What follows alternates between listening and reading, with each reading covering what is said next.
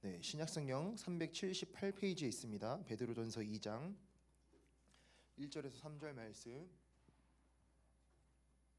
네, 세 절이니까 우리 한 목소리로 같이 읽도록 하겠습니다. 시작. 그러므로 모든 악독과 모든 기만과 외식과 시기와 모든 비방하는 말을 버리고 갓난 아기들 같이 순전하고 신령한 젖을 사모하라. 이는 그로 말미암아 너희로 구원에 이르도록 자라게 하려 함이라. 너희가 주의 인자하심을 맛보았으면 그리하라. 아멘. 자, 지난주에 이어서 베드로전서 말씀을 살펴보고 있습니다. 네, 성경책을 계속 피시고 살펴보시면 좋겠습니다. 지난주 말씀을 간단하게 잠깐만 요약을 드리면 베드로는 극심한 핍박 가운데 있는 그 성도들에게 그들을 위로하고자 베드로전서 편지를 쓰였다고 말씀하고 있습니다. 그들은 실제로 예수를 믿는 것 때문에 죽을 수 있는 그런 위기 앞에 베드로가 말하는 것은 오직 예수 그리스도의 부활과 그 부활에 동참하는 것이 우리들의 영원한 소망이다. 우리가 붙잡아야 될 것이다 라는 것을 말씀드렸고, 그리스도인들이 세상에서는 고난을 당하지만 오히려 너희가 더욱더 기뻐해야 된다. 왜냐하면 그 고난으로 말미암아 너희가 더욱더 믿음이 연단되어지고 더욱더 하나님 앞에 굳건한 믿음으로 만들어지기 때문이다. 그렇기 때문에 우리는 기뻐해야 된다라는 말씀과 이 모든 것이 오직 흠없고 점없는 어린 양이신 예수 그리스도의 보배로운 피로 말미암았다. 다른 것으로 구원받은 것이 아니라 오직 예수 그리스도의 십자가의 은혜로 말미암아 우리가 구원받았다라는 것을 1장에서 말씀을 드렸습니다. 2장의 시작은 그러므로라고 시작을 합니다. 이 그러므로라는 것은 그 앞에 있는 내용을 근거로 해서 결과적으로 말을 하는 것입니다. 그래서 1장 그 뒷부분의 내용이 무슨 말씀이냐? 대략적으로 살펴보면은 너희가 거듭난 것, 너희가 변화된 것이 영원하신 하나님의 말씀으로 말미암아 너희가 변화를 받았다라는 것으로 1장이 마무리됩니다. 그러면서 2장 1절에 그러므로로 이어지고 있죠. 그러니까 이것을 우리에게 적용을 시키자면은 예수 그리스도의 그 십자가로 말미암아 하나님의 말씀으로 말미암아 너희가 정말 당신들이 변화되었다면 그거에 마땅한 삶을 살아가야 됩니다. 그 내용이 무엇이냐면 하고 이제 말씀이 이어지는 거죠. 모든 악독과 모든 기만과 외식과 시기와 모든 비방하는 말을 버리고 라고 말씀하고 있습니다. 그리스도인이라면 정말로 하나님으로 말미암아 구원을 받았다면 이 5가지 죄의 목록에 대해서 버려야 된다라는 것이죠. 그것과 멀어져 있어야 된다라는 것입니다. 성경에는 수많은 죄가 나오지만 여기서는 이제 5가지로 정리를 하고 있습니다. 그러나 우리가 항상 죄에 대해서 이제 성경을 통해서 우리가 살펴보는데 수많은 어떤 죄의 어떤 열매들이 있습니다. 뭐 거짓말, 간음, 뭐 게으른 것, 사기치는 것 등등 뭐 여러 가지가 다 죄의 열매라고 할 수 있겠죠. 그런데 정말 죄의 본질이 무엇이냐? 죄의 뿌리가 무엇이냐? 나무가 있으면 그 나무에 따라서 열매가 맺히듯이 그 죄라고 하는 원래의 나무는 무엇이냐라고 할 때에 우리가 창세기 맨 처음 선악과 사건을 통해 알 수 있는 사실은 죄라고 하는 것은 본질적으로 피조물인 인간이 스스로 하나님과 같이 되어서 스스로의 인생의 주인이 되는 것, 하나님이 왕이 되는 것이 아니라 내 스스로가 왕이 되는 것이 곧 죄의 본질이라고 할 수가 있습니다. 여기서부터 모든 이 죄의 열매가 죄의 그런 파생되는 것들이 다 시작된다라는 것을 알 수가 있죠. 그래서 우리가 이 스스로 높아지는 것이 죄의 본질이다라는 것으로 이 5가지를 한번 살펴보면은 스스로 높아진다라는 것은 다른 말로 하면은 이제 자기 자신이 높아지는 것을 의미합니다. 자기 자신이 우상이 되는 것을 의미합니다. 모든 상황 가운데 내 뜻대로 통제되기를 원하고 내 뜻대로 일이 진행되기를 원하고 모든 상황 가운데 내 마음대로 일이 통제가 안 되면 내 뜻대로 어떤 것이 진행이 안 되면 막 화가 일어나는 그러한 것들이 다 본질적으로 생각을 해볼 때 스스로가 왕이 되고자 하는 그런 교만에서부터 그러한 모든 것들이 시작한다라는 것을 알 수가 있죠. 그래서 우리가 일을 진행하면서 어떠한 일이 내 의도대로 되지 않을 때, 내 마음대로 되지가 않을 때 처음엔 우리가 실망을 할 수 있겠죠. 그런데 실망이 점점점 커지면 미움이 될 수도 있고 또는 짜증이 될 수도 있고 또는 누군가에 대한 어떤 안 좋은 마음으로 이것이 점점점 커지는 것을 우리가 볼 수가 있습니다. 그런 것을 우리가 생각을 해볼 수가 있습니다. 여기서 말하는 악독과 기만과 외식과 시기와 비방, 이 5가지를 말하고 있는데 간단하게 하나씩 살펴보면은 먼저 악독은 다시 말하면 악의라고 할 수 있습니다. 악의는 이제 말이나 행동으로 다른 누군가를 해치려고 하는 그러한 마음인데, 다시 말하면 다른 사람이 잘못되기를 바라는 그러한 마음이 악이다라고 할 수가 있죠. 그래서 아까 말했던 스스로가 왕이 되고자 하는데 그러한 것들이 이루어지지 않을 때, 내 뜻대로 되지 않을 때 상대방에 대해서 그러한 죄가 결국에는 상대방이 잘못되기를 바라는 그런 악의로까지 뻗치는 것을 우리가 생각을 해볼 수가 있습니다. 우리가 태초의 살인자가 누구입니까? 가인과 아벨, 다 알죠. 가인이 왜 아벨을 죽였죠? 자신의 제사가 하나님께 받아들여지지 않는 것에 대해서, 그 문제에 대해서 자기 자신을 돌아보고 자기 문제를 찾아야 되는데, 어떠한 문제가 드러났을 때 자기 문제를 찾지 않고 겉으로 드러나 있는 다른 것에서 그 문제를 찾고 거기서부터 해결을 하려고 하니까 동생이 보이는 거죠. 왜 하나님 내 제사는 안 받으시고 동생의 제사는 받으십니까? 라면서 자기 뜻대로 되지 않는, 자기 상황대로 통제되지 않는 그러한 것이 곧 짜증으로 이어지고, 그것이 동생을 향한 미움으로 이어지고, 그 마음이 주체가 안 돼서 결국에 살인까지 이어지는 그러한 것을 볼 수가 있습니다. 오늘날 우리가 뉴스에서 심심찮게 볼 수 있는 기사가 데이트 폭력에 대해서 정말 많이 볼 수가 있어요. 어떻게 그럴 수 있을까? 이런 생각을 많이 하게 되죠. 자기가 정말 사랑하는 사람이었는데, 불과 얼마 전까지만 해도 사랑하는 배우자, 사랑하는 연인이었는데 자기 뜻대로 되지 않는다고 어떻게 그렇게 폭력을 행하고, 심지어 극단적으로 가면은 막 죽이는 그런 일들까지 일어나는 것을 볼 수가 있잖아요. 그런 심리가 왜 그럴까 생각을 해볼 때 결국에 모든 것이 자기가 왕이 되고자 하는 그런 교만에서 시작하는 것을 알 수 있죠.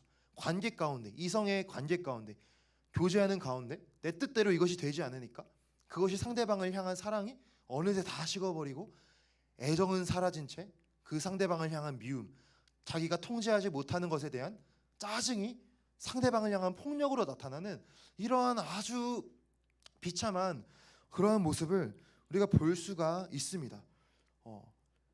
하나님을 알지 못하는 사람들은 죄에 대해서 사실은 듣지를 않잖아요. 우리가 교회에서나 예배를 드릴 때 이것이 죄입니다, 이건 하나님이 기뻐하신 뜻이 아닙니다, 이런 말씀을 듣지, 우리가 세상에 나가서 이 죄에 대해서 사실은 들을 수가 없습니다. 대학교에서 여러 가지 학문은 가르쳐 주지만, 돈 버는 기술은 가르쳐 주지만, 인간관계 잘하는 법은 너무나 많은 사람들이 다 알려주지만, 본질적으로 사람이 어떠한 존재이고 사람은 하나님을 알아야 되고 하나님과의 관계가 끊어진 것이 문제이다 라고 말하는 건 성경밖에 없어요. 그렇기 때문에 우리는 항상 예배를 통하여서, 성경을 통하여서 우리 자신에 대해서 다시 한번 점검하고, 이것이 죄이구나, 이건 잘못된 일이구나, 이것을 알 수 있는 것은 교회밖에 없다라는 것이죠. 그래서 여러분, 이렇게 나와서 정말 황금 같은 이 주말 오후의 시간을 하나님께 드리는 것이, 여러분 사실은 생각해보면 정말 감사한 일입니다. 먼저는 하나님이 나를 붙들어 주셨고, 나를 불러 주셨고, 나를 은혜 가운데 선택해 주셨기에 우리가 이 자리에 있을 수가 있는 것입니다. 이것에 대해서 우리가 더욱더 감사하고, 이 예배의 자리를 우리가 더욱더 놓치지 않고 더욱더 잘 지키는 우리 청년부가 되었으면 좋겠습니다. 다시 말씀으로 돌아가서, 자기 스스로를 높이고자 하는 것을 이제 자기 중심성이라고 표현을 한다면, 자기 스스로가 잘 보이고자 하는 거죠. 그것이 곧 외식으로 이어지는 것을 알 수가 있습니다. 자기가 보여지고 싶은 그런 모습, 자기의 진짜 모습이 아니라, 자기 진짜 실체가 아니라 보여지고 싶은 모습으로 자기를 포장하여서 나타내는 그러한 외식들이 또 외식을 버리라라고 할 수 있죠. 근데 생각해 볼 때 사실 우리가 교회에 올 때 행동가짐을 더 바르게 하고 더 멀끔하게 하고 더 우리의 더 단정하게 하는 것은, 행동을 단정하게 하는 것은 사실 죄가 아닙니다. 우리가 당연히 그렇게 해야 되죠. 인간관계 하면서, 사회생활하면서, 상호 교류하면서 살아가고 있기 때문에 우리가 당연히 잘 우리의 행동에 대해, 처신에 대해서, 말에 대해서 잘 해야 되는 것은 맞지만, 여기서 말하는 외식은 우리가 다 알듯이 내 진짜 실상은 그렇지 않은데 겉으로만 그렇게 하는 것처럼 포장하는 것이 결국엔 하나님께서는 원하시는 게 아니다라는 것이죠. 하나님께서 원하시는 것은 우리의 내면 자체가 정말로 거룩해지는 것, 우리 내면 자체가 하나님 앞에 정말 진실해져 가는 것. 우리가 다 연약함이 있죠. 허물이 있죠. 우리 다 잘못이 있죠. 우리가 숨기고 싶은 우리들의 모습이 있을 것입니다. 그런 것을 뭐 진실하라 해서, 외식하라 해서 교회에 와서 내 본 모습, 내가 집에서, 내가 안방에서 행동하듯이 해라, 그런 의미가 아니라, 물론 우리가 태도를 바르게 해야겠지만 하나님 앞에서 우리가 외식하는 마음들, 사람 앞에서 겉으로만 포장하는 것은 옳은 것이 아니구나라는 것을 알 수가 있습니다. 계속해서 이제 자기 중심성을 우리가 이제 살펴보면은, 사실상 이 자기 중심성이 왜 일어날까? 왜 스스로가 계속 높아지려고 하는 것일까? 결국 이것이 교만의 다른 모습이지 않을까라는 것을 생각을 해보게 됩니다. 우리가 날마다 하나님 앞에 기도하는 시간을 가지고 엎드려지는 시간을 가져야만 우리가 겸손할 수 있는데, 우리가 상대적으로 그렇지 못하면 우리가 어느새 나도 모르게 계속 교만해지는 것을 알 수가 있어요. 저도 이제 계속 교회 사역을 하면서 협동 사역을 많이 하잖아요. 우리는 함께 어떤 일에 대해서 저 혼자 하지 못하니까 선생님들과 같이 진행을 하고 같은 이런 팀워크를 이루어서 협동 사역을 하는데, 우리가 이런 협동 사역을 하다 보면은 때로는 나도 모르게 내 안에 이런 생각이 들 때가 있어요. 왜 이렇게 안 하실까? 왜 일 처리를 이렇게 하면 더 잘할 것 같은데 왜 이렇게 안 하시지? 왜 다른 방식으로 하시지? 막 이런 마음이, 교만한 마음이죠. 이런 마음이 막 들어올 때가 있어요. 그런데 그것이, 그러니까 제가 그 마음을 잘 다스리고 잘 하나님 앞에 기도하고 풀고 내 마음을 다스려야 되는데, 그렇지 못하면 결국 그러한 것이 저의 어떠한 건방진 태도나 건방진 어떤 행동이나 말로 이어지는 것을 볼 수가 있습니다. 또는 그것이 어떤 다른 사람을 향한 판단하는 말로 이어지는 것을 볼 수가 있어요. 그런데 우리가 정말 하나님 앞에 기도하고 회개하고 깊은 이런 기도의 시간을 가지다 보면은 결국에 계속 깨닫는 것은 무엇이냐? 내가 그럴 만한 사람이 아닌데 나 왜 그랬지? 내가 함부로 판단할 만한 위치가 아닌데, 내가 함부로 판단할 만한 사람이 못 되는데 내가 너무나 교만했구나. 그냥 일처리 스타일이 다르다고, 나랑 일하는 스타일, 관점이 다르다고 그 사람에 대해서 우리가 함부로 말하고 판단하는 것이 할 수가 없잖아요. 사실은 우리에겐 그런 판단하는 자격이 없기 때문에 항상 우리는 그런 것들에 대해서 경계해야 되는 것을 생각을 해볼 수가 있습니다. 결국 다시 정리하면, 깊은 기도의 자리에 나아갈 때 우리의 교만함을 우리가 깨달을 수 있고, 우리가 진정 하나님 앞에 겸손함을 가진다면은 우리가 어떠한 상황에서도 다른 사람을 향한 판단이나 정죄나 내 마음에 교만한 마음이 올라오는 것을 끊임없이 우리가 싸워야 된다라는 것이죠, 결국은. 그래서 오늘 말씀에서도 다른 시기와 비방을 버리라, 이런 말씀이 있습니다. 비방이 무엇입니까? 남을 대항하여서 헐뜯어서 말하는 것을 이제 비방이라 하잖아요. 왜 비방합니까? 자기 자신이 내가 볼 때는 이게 맞는데, 내 생각에는 이게 맞는데 왜 그렇게 안 하냐고, 이런 짜증과 이런 교만과 다른 사람을 향한 판단과 이 모든 것들이 이제 그 최종적인 열매가 이 비방으로 나타나는 것을 알 수가 있습니다. 그래서 다시 말씀을 정리하면, 이 모든 것을 우리가 하나님의 자녀라면 이 모든 것을 버려야 된다. 어떻게 버릴 수 있냐? 우리의 의지적인 노력도 물론 인식을 하고 있어야겠지만, 결국에는 하나님 앞에 내가 얼마나 죄인인지를 깨닫는 수밖에 없어요. 기도의 시간 가운데, 말씀의 시간 가운데, 예배의 시간 가운데 내가 얼마나 연약한 사람인지를 다시 한번 깨닫는 것밖에는 이것을 버릴 수 있는 방법이 없습니다. 우리는 본질상 죄인이기 때문에 끊임없이 교만해져요. 하루만 지나면 교만해져요. 내가 잘난 것이 드러나고 상대방이 나보다 조금 못한 것이 보이면 말로 하진 않아도 내 마음에 건방진 태도로 나타나는 그러한 우리들의 모습을 볼 수가 있어요. 우리는 늘 교만으로 이어지기 때문에 매일매일 매순간 매순간 은혜를 구하면서 십자가 앞에 내가 얼마나 죄인인지, 내가 얼마나 하나님이 없으면 안 되는 사람인지를 고백하고 만나고 경험하는 것이 필요하다라는 것이죠. 그래서 우리 안에 이러한 쓴뿌리가 올라오고 있진 않은지, 하나님을 알지 못하는 사람들의 모습처럼 내가 살아가고 있진 않은지, 내가 자기중심성에 사로잡혀서 살아가고 있진 않는지, 내가 교만한 마음으로 다른 사람들을 판단하고 정죄하고 함부로 말하는 그러한 모습이 내 안에 있진 않은지 우리가 반드시 점검을 해 보아야 될 것입니다. 2절 말씀 보면은 갓난 아기들 같이 순전하고 신령한 젖을 사모하라. 이는 그로 말미암아 너희로 구원에 이르도록 자라게 하려 함이라. 너희가 주의 인자하심을 맛보았으면 그리하라. 아멘. 1절에서는 이제 죄에 대해서 경계할 것을 말씀하시고 2절에 대해서는 이제 적극적으로 신령한 젖을 사모하라. 비유적인 표현이죠. 신령한 하나님의 은혜를 사모해야 된다라는 말씀이 있어요. 왜 그렇게 사모해야 되냐? 그로 말미암아 너희가 구원에 이르도록 자라게 하려 함이라. 성장해야 되기 때문에 우리는 날마다 신령한 은혜를 사모해야 된다라는 말씀이죠. 심리학에 보면은 자기 한계 설정이라고 하는 용어가 있습니다.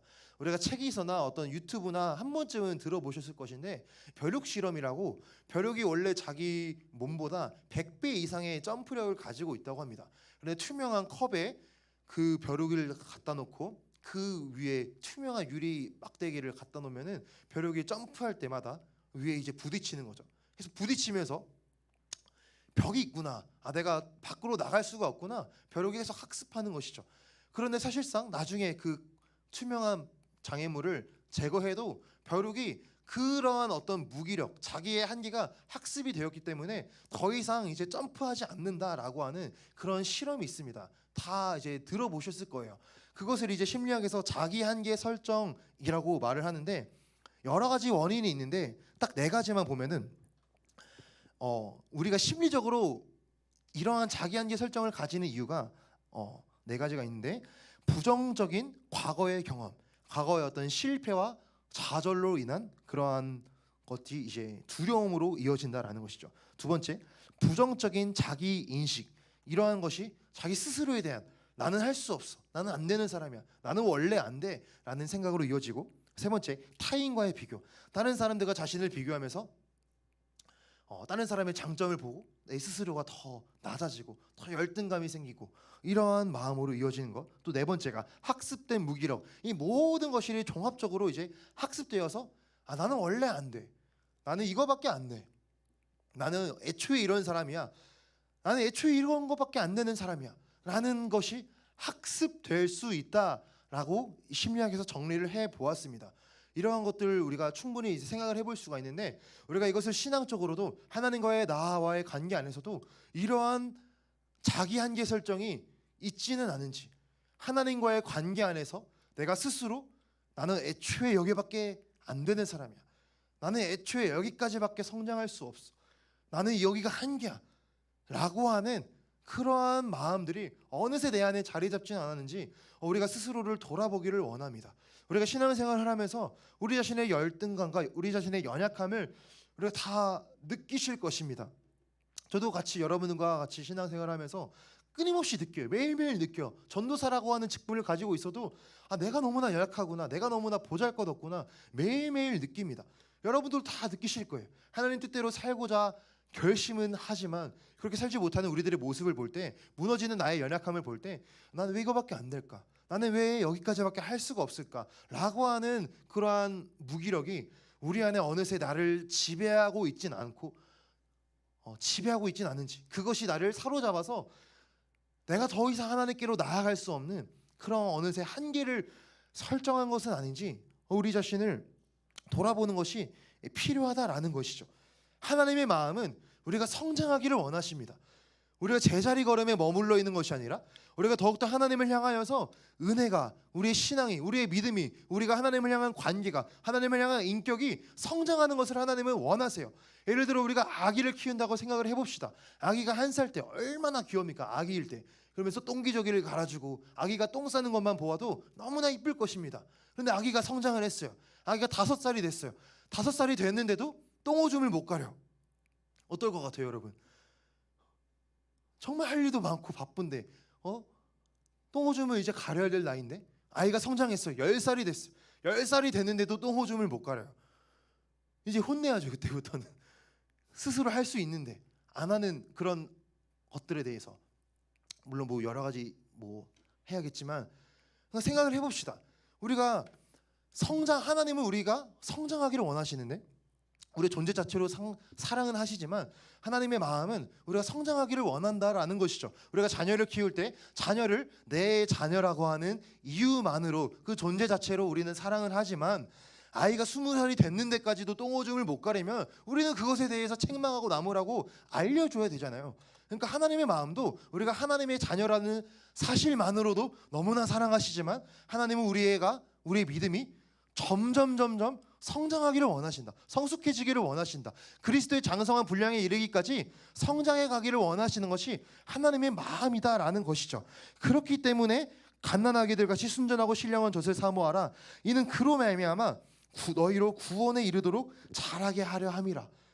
구원에 이르도록 완전한 그 성화의 과정에 이르도록 너희가 자라나야 돼. 그러니까 너희는 더욱더 사모해. 그 이상의 은혜를 사모해. 그 이상의 하나님과의 관계를 사모해. 여러분 정말 우리가 예배를 통하여서 그 이상의 은혜를 매일매일 사모하는 시간이 되었으면 좋겠습니다. 그냥 똑같은 예배, 주일이니까 드려야 되는 그런 예배, 그런 것이 아니라 우리가 이 오늘 예배를 통하여서 더 하나님을 만나야겠다. 내가 하나님의 은혜를 더욱더 경험해야겠다. 내가 오늘 이 시간을 통하여서 주님과의 관계 회복을 이루어야겠다 라고 하는 그 갈망함이 매일매일 매주 우리 안에 일어나시기를 주님의 이름으로 축복합니다. 아멘. 감사합니다. 에베소서 4장 13절 말씀에 우리가 다 하나님의 아들을 믿는 것과 아는 일에 하나가 되어 온전한 사람을 이루어 그리스도의 장성한 분량이 충만한 데까지 이르리니 라는 말씀이 있습니다. 하나님의 아들을 믿는 것과 아는 일에 더 하나가 되어서 온전한 사람을 이루어라. 아는 것과 믿는 것, 하나님을 향한 지식과 하나님을 향한 믿음이 같이 성장해야 된다라는 것이죠. 여기서 우리가 생각해 볼 수 있는 것은 하나님을 향한 믿음도 물론 중요하지만 하나님을 잘 아는 지식도 너무나 중요하다는 것을 알 수가 있어요. 우리가 누군가를 사랑할 때 그 사람에 대해서 더 잘 알아야지만 사랑을 할 수가 있잖아요. 사랑하는 사람이 처음에 만나서 서로에 대해서는 잘 모르지만 교제를 하면서 더 많이 알아가면 알아갈수록 더 그 마음이 깊어지는 것을 경험을 할 수가 있을 것입니다.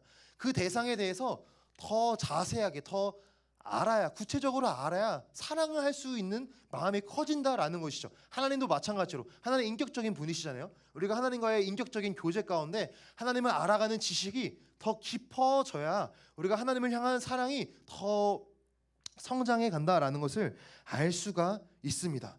우리가 하나님을 향한 지식, 하나님을 향한 하나님을 아는 지식이 우리가 더 깊어진다면 결국에 그것은 우리 삶 가운데 더 깊은 분별력을 줄 것입니다. 하나님을 향한 지식은 우리에게 하나님께서 원하시는 뜻이 무엇인지, 하나님께서 기뻐하시는 뜻이 무엇인지를 판단할 수 있는 더 그 분별력을 주실 거예요. 그래서 우리는 그 판단력과 분별력을 하나님께 구하는 것이 너무나 중요하다라는 것을 생각을 해볼 수가 있습니다. 우리가 잘 알듯이 우리가 항상 후회하는 것이 무엇입니까? 후회하는 이유가 무엇입니까? 내 판단에 대해서 내가 조금 더 깊이 생각해 볼 걸, 내가 조금 더 시간을 두고 생각해 볼 걸, 내가 조금 더 많은 것을 고려해 볼 걸 라면서 우리가 우리의 판단을 후회할 때가 있잖아요. 그러니까 하나님을 향한 그런 하나님과의 관계 안에서도 하나님을 향한 지식이 성장하는 만큼 우리의 판단할 수 있는 그런 판단 능력도 더 성장하고, 그러한 것이 쌓여서 우리의 청년의 때, 우리의 젊은 시절을 낭비하지 아니하고 하나님 앞에 더 하나님 기뻐하시는 삶으로 우리가 만들어갈 수가 있다라는 것이죠. 그러므로 우리는 모든 일에 있어서 어떠한 판단을 내려야 될 때 세 가지 기준을 가지고 판단을 하는 것이 너무나 중요합니다. 첫 번째로는 이것이 하나님이 기뻐하시는 일인가? 이 일을 하나님께서 동의하실까? 내가 이것을 행동할 때 하나님은 과연 이것을 기뻐하실까? 이 기준으로 한번 우리가 생각을 해 보아야 됩니다. 두 번째로는 이 일이 내 영혼과 나의 삶에 유익이 되는 일인가? 내가 이것을 하면은 나의 삶 가운데 마이너스가 있지는 않는가? 내 삶 가운데 손해가 되진 않는가? 내 영혼에 손해가 되진 않는가? 이 기준을 가지고도 한번 판단을 해 보아야 된다라는 것이죠. 또 세 번째로는 내가 이것을 했을 때 주변 사람들이 다치지는 않을까? 우리는 함께 더불어 살아가잖아요. 우리 옆에 친구들과 함께, 가족들과 함께, 공동체와 함께 살아가고 있기 때문에 아무리 이것이 옳은 일이어도 내가 이것을 했을 때 내 옆에 사람이 다치고 시험이 든다면 그것이 과연 하나님이 기뻐하시는 일일까? 우리가 한번 생각을 해볼 수가 있다라는 것이죠. 여러분, 조나단 에드워즈라는 그런 아주 유명하신 목사님이 계십니다. 많이 들어보셨을 텐데 이분은 이제 천재입니다. 천재. 얼마나 천재냐면은 이분은 14살 때 신학 논문을 썼대요. 14살 때. 말이 안 되는 일이죠.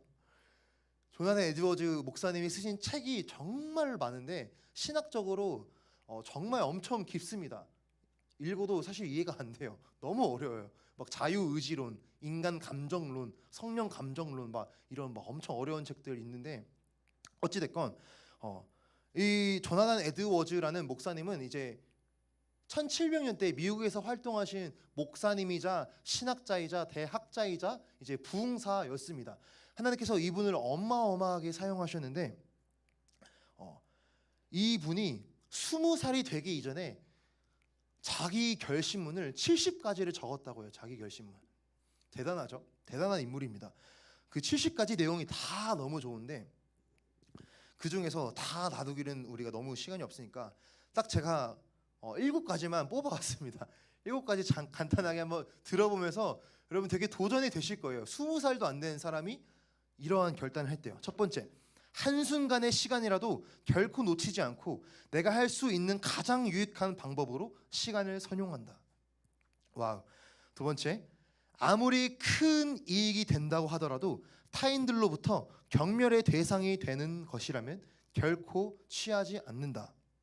세 번째, 인생에 있어서 마지막이 될지 모르는 좋은 기회라 하더라도 하나님 보시기에 안 좋은 일이라면 선택하지 않는다.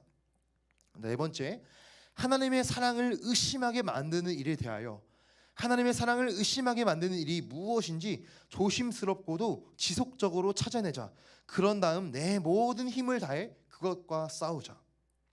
다섯 번째, 언어 생활에 관련된 건데 내가 대화를 하면서 이야기를 하면서 어떤 사실에 대해 말할 때는 반드시 참되고 단순한 진실만을 말하자. 내가 하는 모든 말이 다른 사람들에게 유익이 되도록 하자. 여섯 번째, 다른 사람의 장점을 발견했을 때 어떤 사람을 칭찬하는 내용을 들을 때마다 나도 그런 칭찬받을 만한 일을 해야겠다고 생각이 되면은 그 일을 본받도록 하자. 일곱 번째입니다. 마지막, 자신과의 싸움에 대하여 아무리 내가 실패하더라도 내 안에 있는 부패와의 싸움은 절대로 포기하지 말고 또한 긴장을 조금도 풀지도 말자.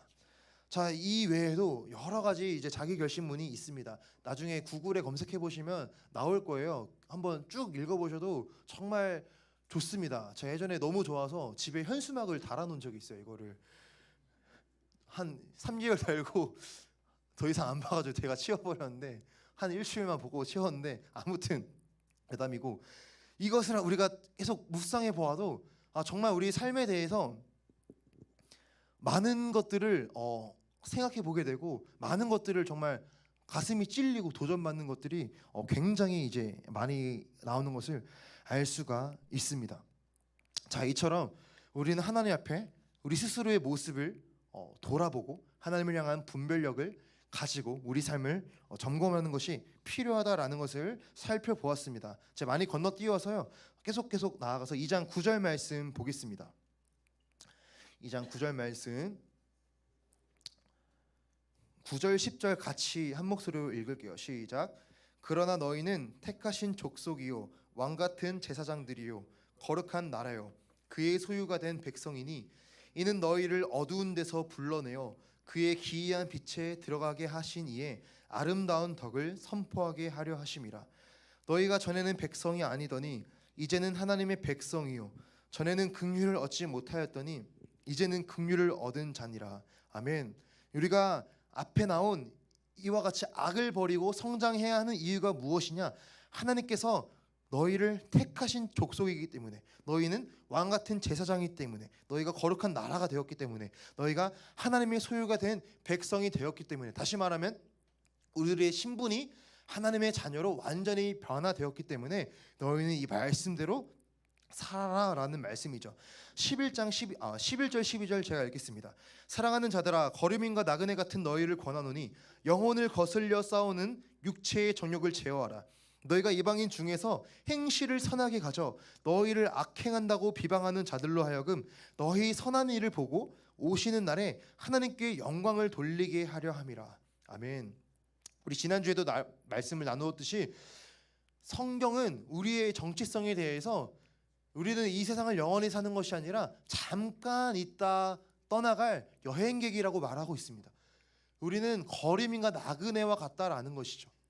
잠깐 이 세상을 여행하고 우리의 본향, 우리의 영원한 목적지는 하나님이 나라, 하나님이 계시는 그 천국이, 나를 사랑하시는 내 아버지가 계시는 그 아버지의 집이 우리의 영원한 본향이고 우리의 최종의 여행지다, 우리의 최종의 목적지다.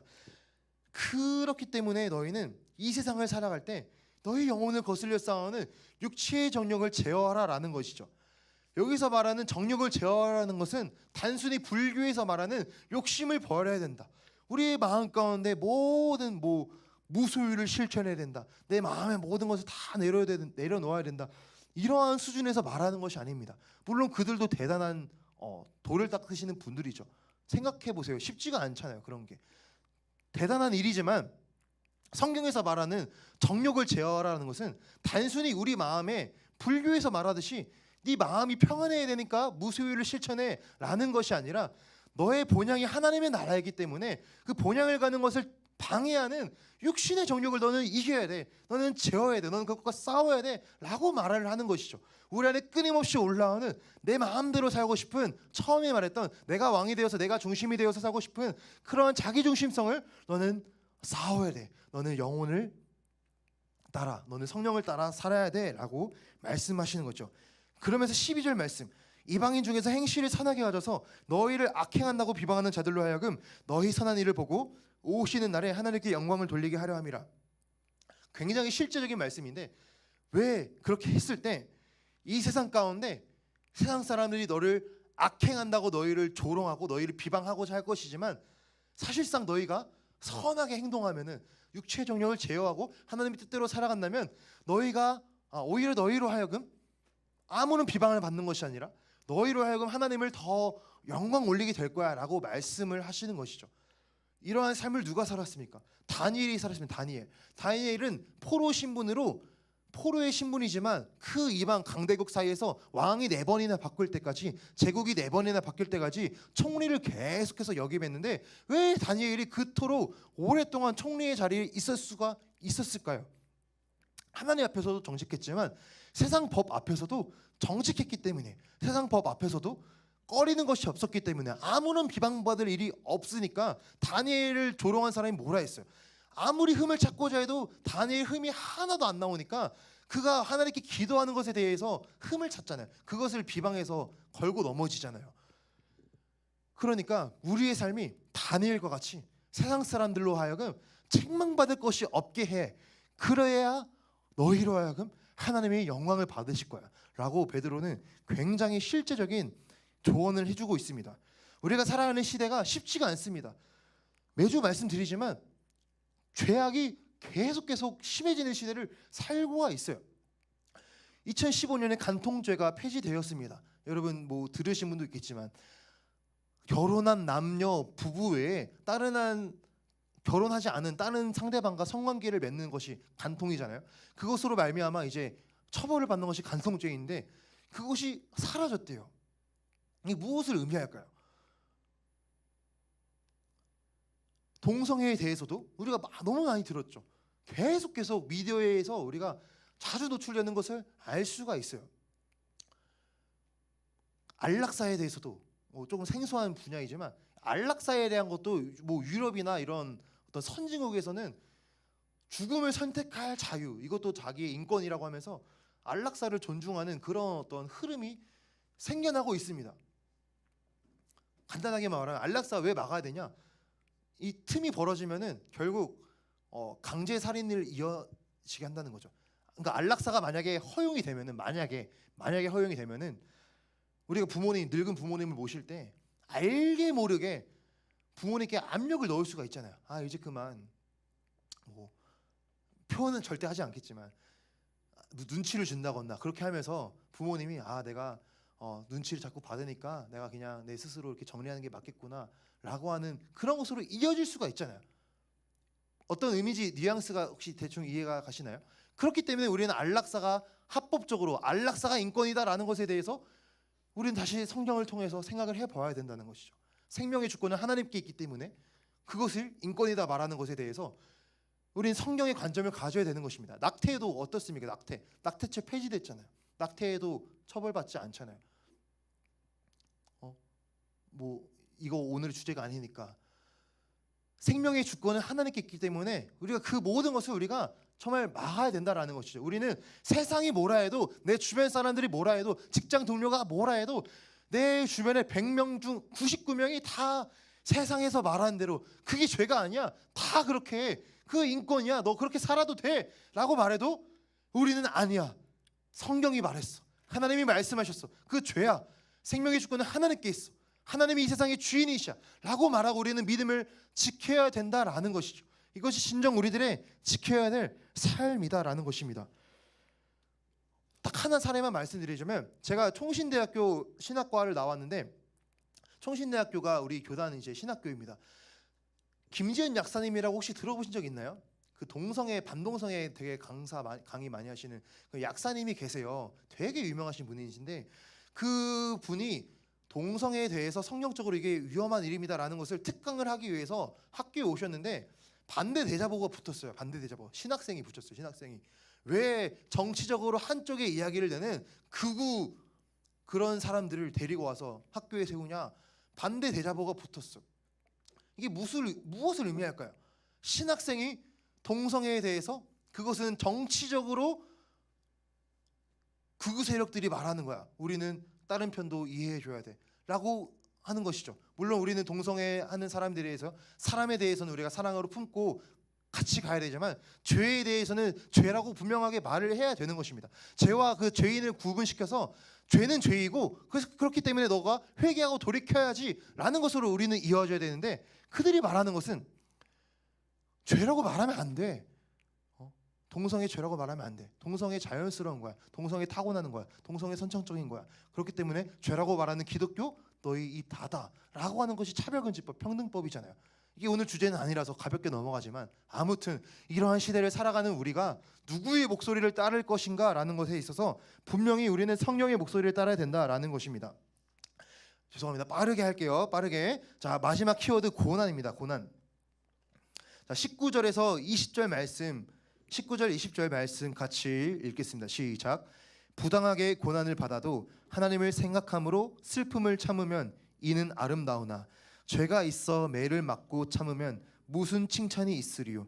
그러나 선을 행함으로 고난을 받고 참으면 이는 하나님 앞에 아름다우니라. 아멘. 성경은 그리스도인의 고난에 대해서, 베드로전서는 끊임없이 고난에 대한 주제가 반복해서 등장합니다. 오늘의 말씀은 너희가 하나님 안에서 고난받으면 너무나 아름다운 일이야. 너희가 그리스도를 위하여, 너희가 말씀을 지키다가 하나님을 기쁘시게 하려다가 고난을 받다, 기뻐해. 하늘의 상급이 클 거야. 너무나 훌륭해 라고 칭찬을 해주지만, 죄가 있어 매를 맞고 참으면 무슨 칭찬이 있냐는 것이죠. 아까 그 앞절의 말씀과 연결이 되죠. 세상 사람들로 너희가 비난받을 만한 행동을 하지 마라고 권면하고, 또 이어서 너희 잘못으로 고난받으면 그거 고난이라고 말하면 안 된다.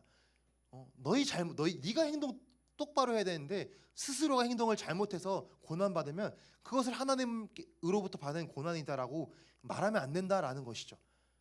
하지만 우리가 그리스도를 위하여 선을 행함으로 고난을 받고 참으면 이것이 너무나 아름답다라는 것이죠. 우리가 질문해 볼 수가 있습니다. 왜 우리가 그리스도를 위하여 선을 행하는데 고난을 받습니까? 여러분 한번 생각해 보세요. 예수님 이 땅에 오셔서 착한 일 하셨잖아요. 착한 일. 병든 자 고쳐주시고 오병이어 칠병이어 수많은 사람들 먹여주시고 귀신들이 이제 쫓아내주시고 질병 걸린 자 고쳐주시고 죽은 사람 살려주시고 예수님 하신 일 착한 일밖에 없어요. 그런데 왜 예수님을 미워했을까요? 예수님 그들의 모든 필요를 다 채워주셨는데 왜 사람들은 예수님 미워해서 십자가에 못 박으라고 했을까요?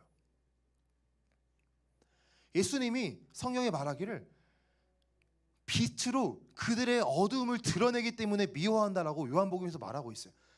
예수님이 오셔서 이게 죄야 드러내기 때문에 죄를 가지고 있는 사람들이 그것을 하나님 앞에 굴복하고 나아가면 괜찮은데 굴복하지 않은 사람들이 하나님을 인정하지 않기 때문에 공격하는 거죠. 되받아치는 거죠.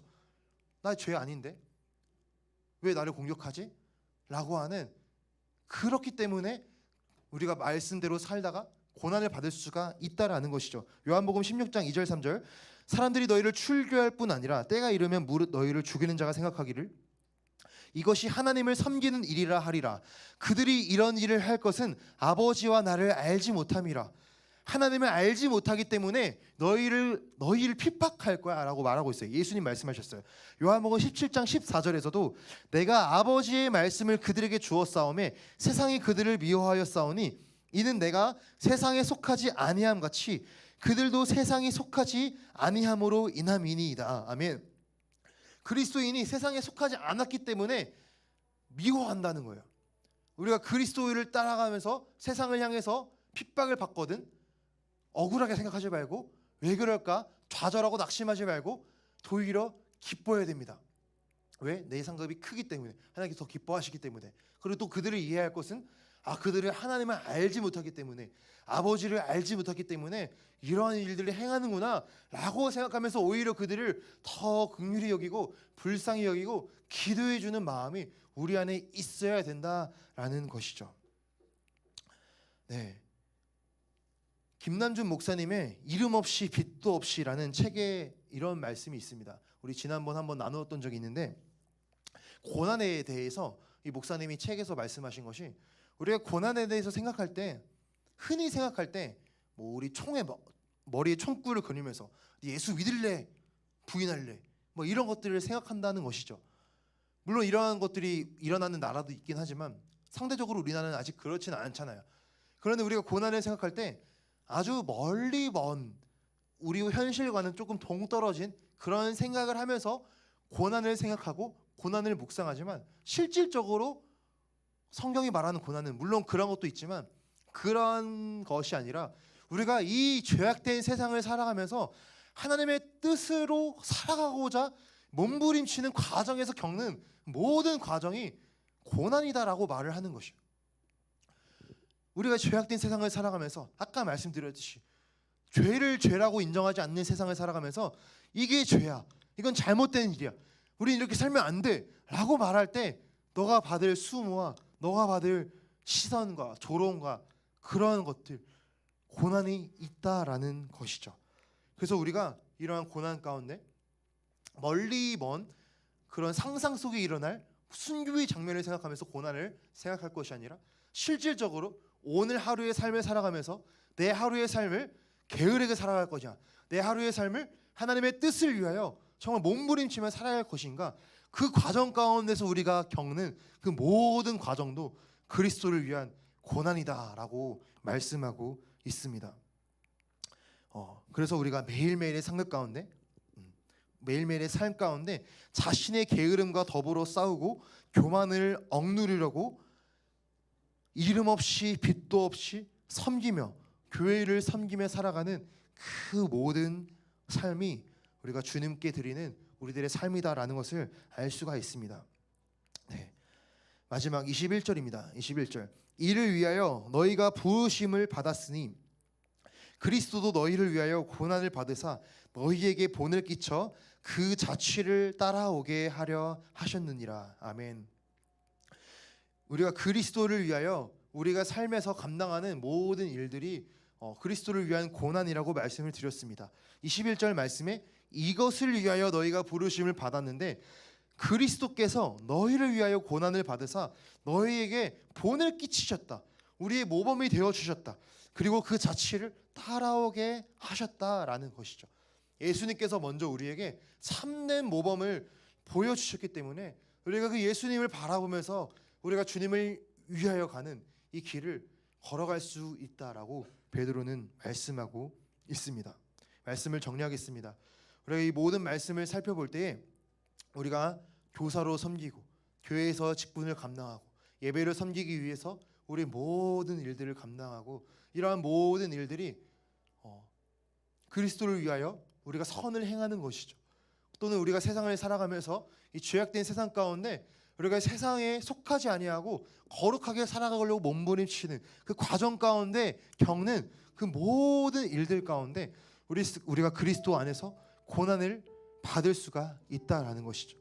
하지만 우리가 그 고난 가운데 우리가 포기하지 않을 수 있는 것은 우리가 그 고난 가운데 우리가 슬퍼하고 좌절하지 않을 수 있는 이유는 그 고난으로 말미암아 우리가 더욱더 믿음이 굳건하여지고 하나님을 기쁘시게 하고 하나님께 영광을 올려드리기 때문이다라고 말씀을 들었습니다. 우리가 이 말씀을 기억하면서 우리가 주님을 위한 이 길, 주님을 섬기는 이 믿음의 길, 주님을 따라가는